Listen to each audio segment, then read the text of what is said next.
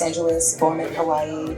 And I say that to say that I think sometimes there could be like a wide gap between like the haves and the people who are really like valuing your name as a brand and saying, okay, before I release this poster, like, is it something I'm gonna be proud to release in 5 years? Am I still gonna be proud of it in 5 or 10 years? And just really like creating as if you are a studio and studying the way the studios structure their work of people like you all and say, okay, I'm down to my last $50 and I've spent everything I have, but I still need to get this movie poster made. And it was like I wasn't black enough for this part, but I was too black for this one. I wasn't Latina enough for this one, and I wasn't indigenous, and I wasn't white, and I wasn't quite. Nobody knew where to really put me, and so I realized after like failed audition after failed audition that I was gonna have to greenlight myself if I was gonna be taken seriously. He saw me, and Mark Casey gave me some work for sure, and I'm so grateful to you. But and I'll wrap this up because everyone else has something to say. But just believing in yourself and starting where you are with what you have, even if it's just a cell phone and some wireless mics that you got on Amazon Prime, just get to work. And like, if you build it, then it will come. And you know, a year and a half ago, I was like struggling to pay my bills and living in and out of cars and paying the actors with my food stamp card and paying for their food with my like unemployment. And now it's the passion and the resilience that keeps you going. So I decided to take back the power, essentially. I funded that, and that was a great feeling. And you need to, know your power, know you can do it.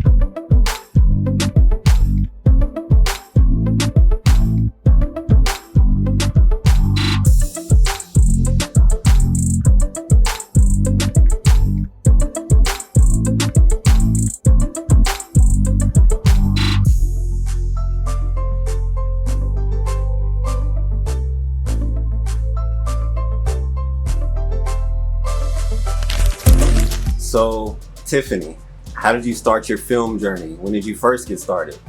It's really interesting. I always knew that I wanted to be an actress or a writer or some sort of storyteller, And when I was a kid and I would get in trouble, like with my parents, I would always write these long dissertations about like why I shouldn't be grounded. And I would have like dates and times and like reasoning in there. So tell us, how old were you when you really first got started and worked on your first project? Yeah, so my first project that I ever did, was in college. And I think I was like 18 or 19, like a freshman or sophomore. And that was also when I took my first acting class.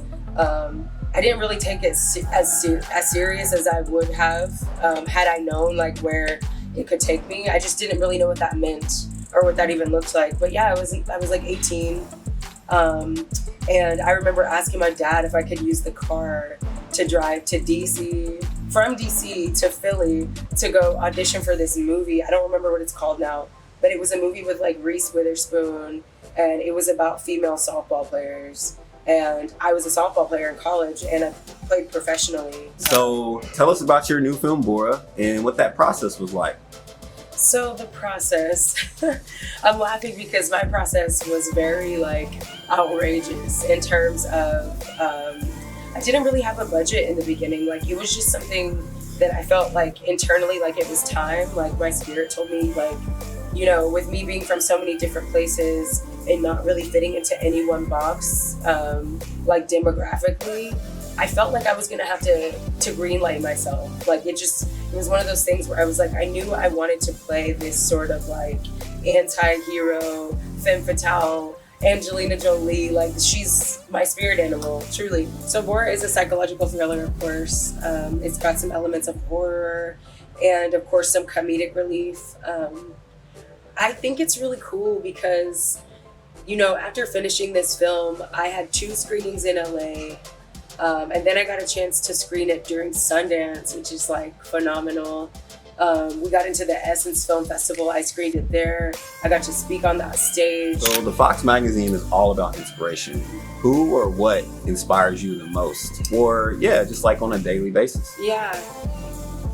I'm gonna try not to cry. You can cry. My dad. He works so hard and he's so honest, like to a fault. He's just always such a giver. Like he would give the last shirt on his back to help people, like he really truly understands the meaning of life. What is your biggest advice for people looking to get into the film industry? My biggest advice for people looking to get into the film industry is really just figure out like what that means for you and why. Like understanding why you want to make films or act or produce. It's really key because it's going to be your driving force throughout your journey. Like if you don't know why you're doing it, then you'll be so scattered.